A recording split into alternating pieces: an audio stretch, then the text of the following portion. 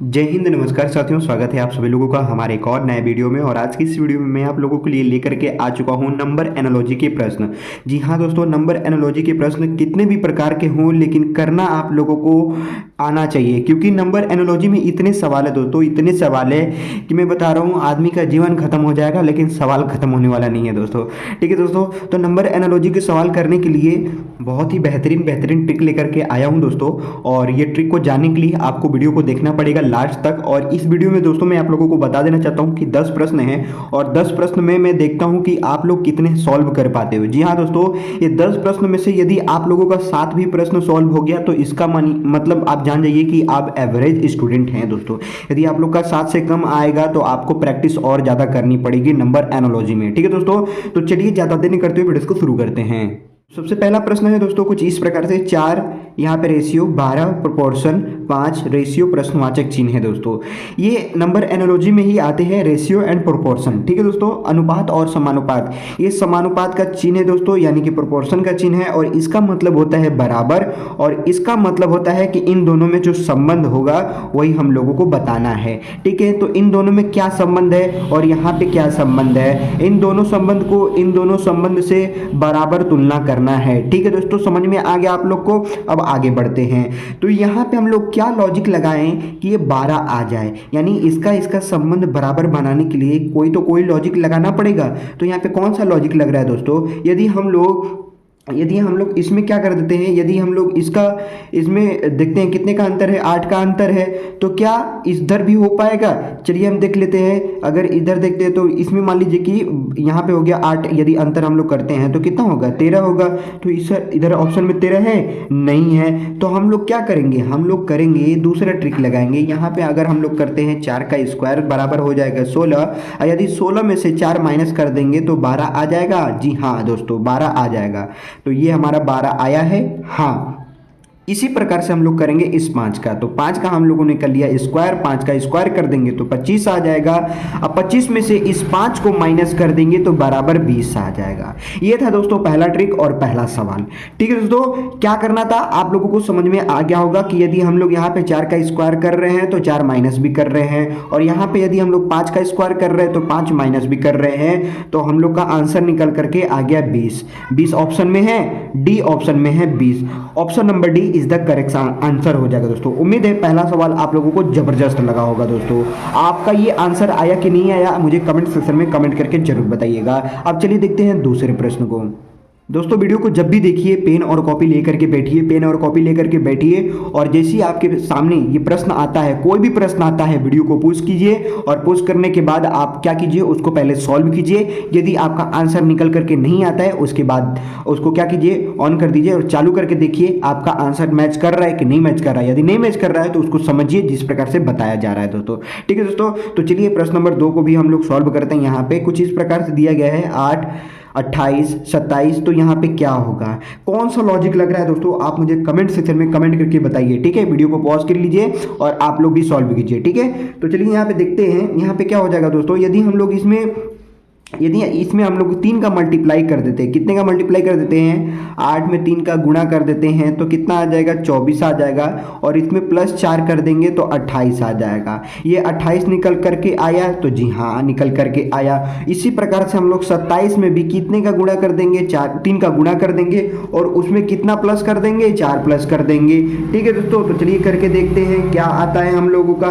तो चलिए देखिए, यहाँ पे हम लोग यदि 27 का गुणा 3 में कर देते हैं, तो 27 का गुणा 3 में जब हम लोग करेंगे तो कितना आ जाएगा, 81 आ जाएगा। और प्लस इसमें 4 कर देंगे बराबर 85 आ जाएगा।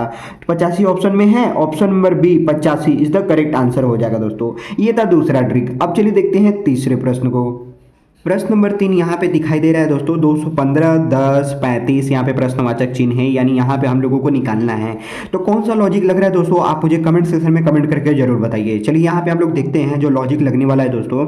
इसमें जो लॉजिक लगने वाला है कुछ इस प्रकार से है कि ये तीनों आपस में गुणा हो जाएगा और ये भी आपस में गुणा हो जाएगा, तब जा करके निकलेगा दोस्तों। ठीक है, यदि हम लोग 2 और 1 और 5 का गुणा कर देते हैं तो बराबर कितना आ जाता है, 10 आ गया। ये 10 है हमारा, तो ये है, यानी ये हमारा जो संबंध बन रहा है वो गुणा करके बन रहा है। तो ये भी संबंध हम लोग गुणा करके बनाएंगे, यानी 3 और 5 का गुणा कर देंगे तो बराबर आ जाएगा 15, यानी प्रश्नवाचक चिन्ह पे हो जाएगा हम लोग का 15।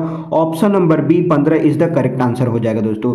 कैसा सवाल है आप लोग मुझे बताइए, मजेदार सवाल है ना, बहुत ही मजेदार सवाल है दोस्तों। ये नंबर एनालॉजी के जो सवाल होते हैं ना बहुत ही मजेदार होते हैं, क्योंकि इसमें बहुत ही तरह तरह के ट्रिक्स लगते हैं, तब जाकर के इसमें ये सॉल्व हो पाते हैं। नहीं तो आप दिमाग लगाते रह जाइए, समझ में नहीं आएगा कि कौन सा लॉजिक लगा करके यहाँ पे हम लोग इसको सॉल्व करें। तो आपको क्या करना है, आपको ज़्यादा से ज़्यादा नंबर एनालॉजी के प्रश्न सॉल्व करने हैं। तो नंबर एनालॉजी के प्रश्न जितना ज़्यादा सॉल्व कर पाएंगे उतना ज़्यादा नंबर आप उठा पाएंगे एग्जाम में। ठीक है दोस्तों, तो ये तीसरा भी सवाल आप लोगों को बेहतर तरीके से समझ में आया होगा। अब चलिए देखते हैं चौथे प्रश्न को। प्रश्न नंबर 4 दोस्तों थोड़ा सा कठिन हो जाता है, क्योंकि पहले ही यदि या तो 0 दे देता है या तो 1 दे देता है तो थोड़ा सा कठिन हो जाता है। तो इसमें क्या करें, यहाँ पे 1 है, 36 है, 2 है, यहाँ पे प्रश्नवाचक चिन्ह है, यहाँ पे निकालना है। तो इसमें क्या करें ताकि ये हमारा 36 आ जाए, इसमें क्या करें कि ये 36 आ जाए और यहाँ पे क्या करें कि यहाँ पे आ जाए। ठीक है दोस्तों, तो जो लॉजिक लगाने वाला हूँ मैं कुछ इस प्रकार से देखिएगा कि जो लगने वाला है थोड़ा सा ध्यान दीजिएगा। यहाँ पे एक में यदि हम लोग 5 जोड़ दिए, अपने तरफ से हम लोग 5 जोड़ दिए, कितना हो गया, 6 हो गया। 6 का स्क्वायर कर दिए तो 36 हो गया। आया समझ में। अब यही लॉजिक यहाँ पे लगाते हैं, देखते हैं आता है कि नहीं आता है। तो 2 में हम लोग जोड़ दिए 5 बराबर हो गया 7, और 7 का स्क्वायर कर दिए तो बराबर आ गया 49।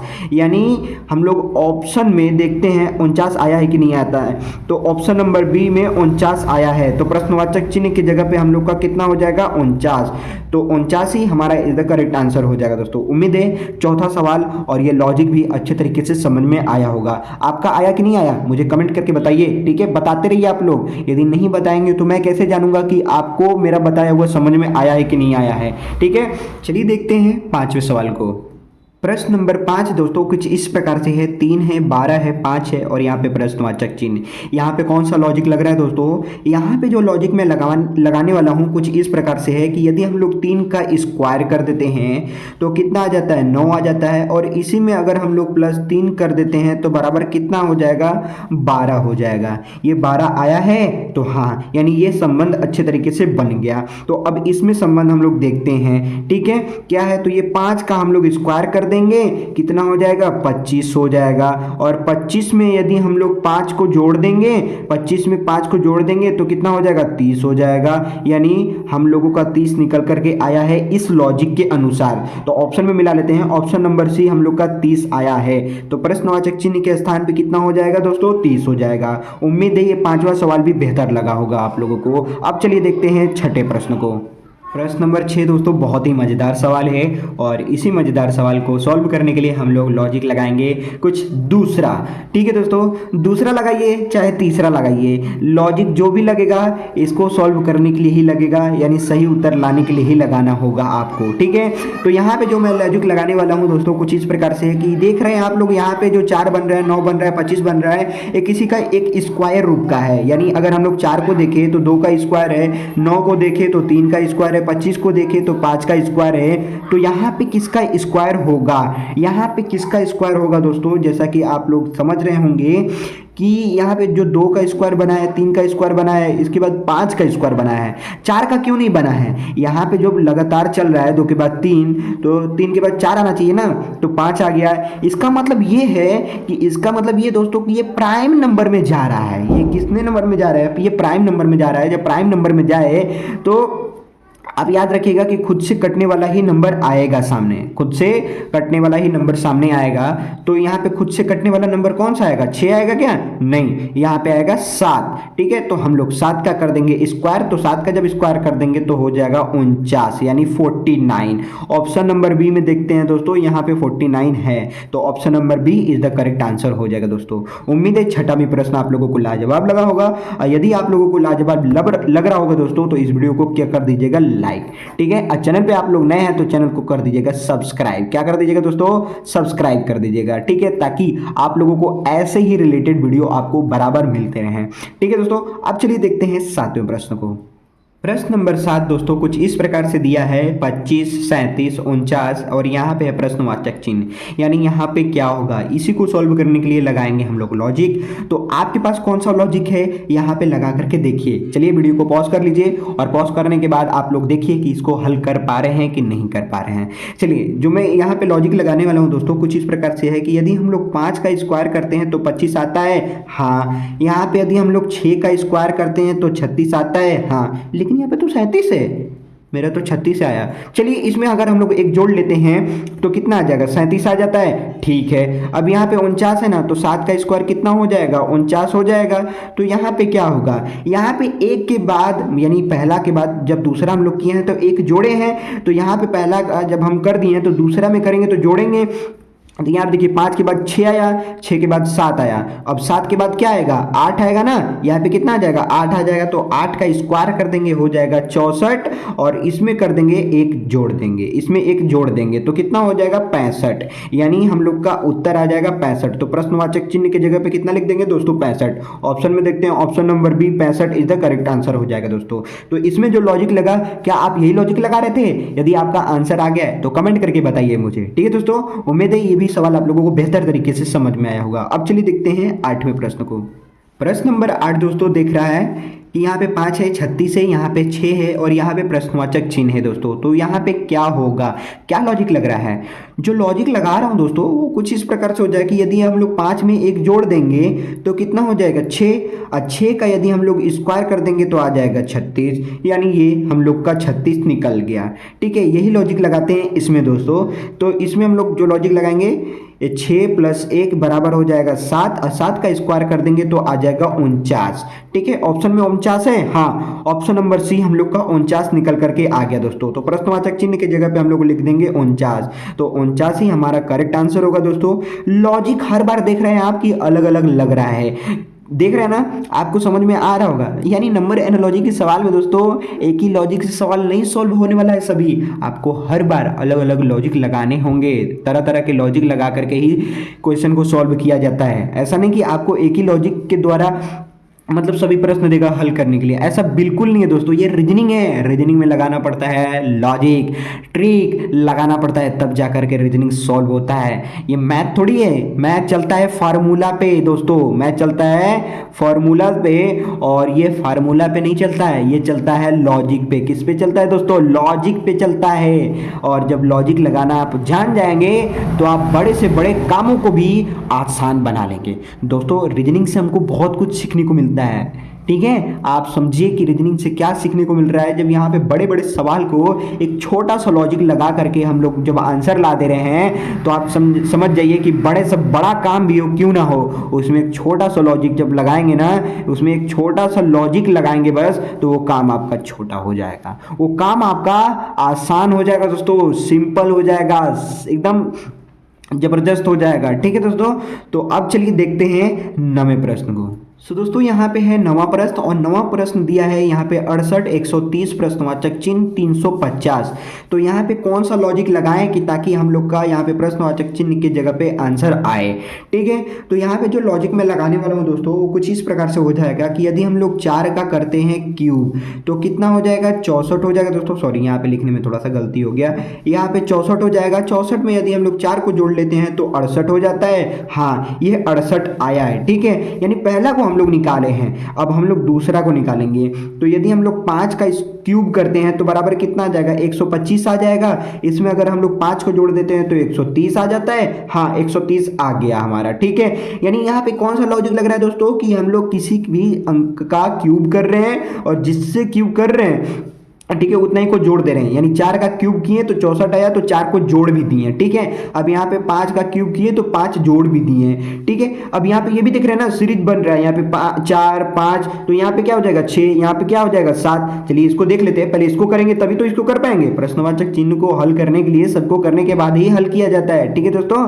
तो यहाँ पे हम करते हैं 7 का क्यूब, ठीक है। जब हम लोग यहाँ पे 7 का क्यूब करेंगे तो कितना आ जाएगा, 343 आ जाएगा, ठीक है। तो 343 यहाँ पे लिख लिए, और +7 कर दिए। कितना कर दिए दोस्तों? +7 कर दिए बराबर 350 आ गया। हाँ, ये हमारा 350 निकल करके आ गया। तो यहाँ पे क्या होगा? यहाँ पे होगा 6। तो 6 का जब हम लोग क्यूब करेंगे दोस्तों तो हो जाएगा 216, और 216 में यदि हम लोग 6 जोड़ देते हैं तो कितना हो जाएगा दोस्तों? 222 हो जाएगा। तो ऑप्शन में देखते हैं, option number B 222 is the correct answer हो जाएगा दोस्तों। उम्मीद है ये नवा भी प्रश्न आप लोगों को बेहतर तरीके से समझ में आया होगा। यदि नहीं समझ में आया है तो कमेंट करके मुझे बताइए नहीं समझ में आया सर जी। ठीक है, अब चलिए देखते हैं आखिरी प्रश्न जो कि है 10वां प्रश्न। प्रश्न नंबर 10 बोल रहा है दोस्तों यहाँ पे 48, 122, 168। तो यहाँ पे क्या होगा? आप मुझे कमेंट करके बताइए कि यहाँ पे क्या होगा दोस्तों। ये है आखिरी प्रश्न और इसको सॉल्व करने के बाद आप मुझे कमेंट सेक्शन में ये बताएंगे कि आपका टोटल कितना आया 10 में से, यानी कि कितना है 10 में से सही आपका। ठीक है, तो चलिए इसको भी हम लोग फटाफट सॉल्व कर लेते हैं दोस्तों। यहाँ पे है कितना? 48। तो यदि हम लोग 48 को सॉल्व करते हैं तो कितना, अगर हम लोग 7 का स्क्वायर कर देते तो बराबर आ जाता है 49, एक माइनस कर देते तो बराबर कितना हो जाता है? 48 हो जाता है, यानी ये 48 है। ठीक है दोस्तों, अब यहाँ पे 122 है ना, यदि हम लोग 11 का स्क्वायर करते हैं तो 121 आता है, और इसमें हम लोग +1 कर दिए बराबर कितना हो गया? 122 हो गया। ठीक है, तो यहाँ पे हम लोग 122 निकाल देंगे। ठीक है, तो यहाँ पे क्या लॉजिक लग रहा है? यहाँ पे लॉजिक ये लग रहा है कि ये संख्या जितने भी दिए गए हैं उसको आप देखिए किसके स्क्वायर के करीब है। ठीक है, किसके स्क्वायर के करीब है, उसका स्क्वायर करने के बाद पहले क्या किया है? माइनस किया है, फिर उसके बाद जोड़ दिया है। तो यहाँ पे पहले क्या करना है? माइनस करना है, फिर इसमें क्या कर देना है? जोड़ देना है। तो चलिए इसमें माइनस कीजिए। तो यहाँ पे हम लोग 168 का जब निकालेंगे तो दोस्तों 168 का कितना आएगा? 168 का मतलब 68 किसके करीब है? यदि हम लोग 13 का स्क्वायर करते हैं तो 169 आएगा, 169 आएगा। और इसमें से क्या करना है? एक माइनस करना है ना, क्योंकि पहले में हम लोग एक माइनस किए, तो यहाँ पे एक माइनस कर लेते हैं तो बराबर 168 आ गया। तो ये 168 है ना, सही है इसका मतलब। ठीक है, अब यहाँ पे प्रश्नवाचक चिन्ह के जगह पे हम लोग निकालेंगे। तो कैसे समझ में आएगा कि ये प्रश्नवाचक चिन्ह की जगह पे कौन सी संख्या का स्क्वायर करें? ठीक है, तो यहाँ पे आप लोग देखिए, यहाँ पे जिसका जिसका भी स्क्वायर हो रहा है दोस्तों वो एक अभाज्य संख्या है। 7 क्या है? अभाज्य संख्या। 11 अभाज्य संख्या। 13 अभाज्य संख्या। तो 13 के बाद वाली आने वाली अभाज्य संख्या कौन सी होगी दोस्तों? 14 होगा क्या? नहीं। 15 होगा क्या? नहीं। 16 होगा क्या? नहीं। 17 होगा? हाँ 17 होगा दोस्तों। तो हम लोग 17 का कर देंगे स्क्वायर। तो 17 का जब स्क्वायर कर देंगे तो 289 आ जाएगा। यहाँ तो माइनस किए थे, अब यहाँ हम लोग प्लस कर देंगे तो बराबर कितना आ जाएगा? 290। यानी 17 का स्क्वायर जब हम लोग करेंगे तो 289 आएगा, उसमें हम लोग लॉजिक लगा देंगे, +1 कर देंगे तो 290 आ जाएगा दोस्तों। Option number B 290 is the correct answer हो जाएगा दोस्तों। उम्मीद है जितने भी प्रश्न आप लोगों को मैं बताया हूं अच्छे तरीके से समझ में आया होगा दोस्तों। यदि नहीं समझ में आया होगा कोई भी प्रश्न तो आप लोग मुझे कमेंट सेक्शन में कमेंट करके जरूर बताइएगा। और हाँ, जितने भी आपके आए हैं सही उत्तर उसको भी कमेंट करके जरूर बताइएगा दोस्तों। आई होप ये वीडियो आप लोगों को पसंद आया होगा। पसंद आए तो लाइक कर देना, चैनल पे नए तो चैनल को सब्सक्राइब कर देना दोस्तों। मिलते हैं ऐसे जबरदस्त कंटेंट के साथ, तब तक के लिए जय हिंद, वंदे मातरम।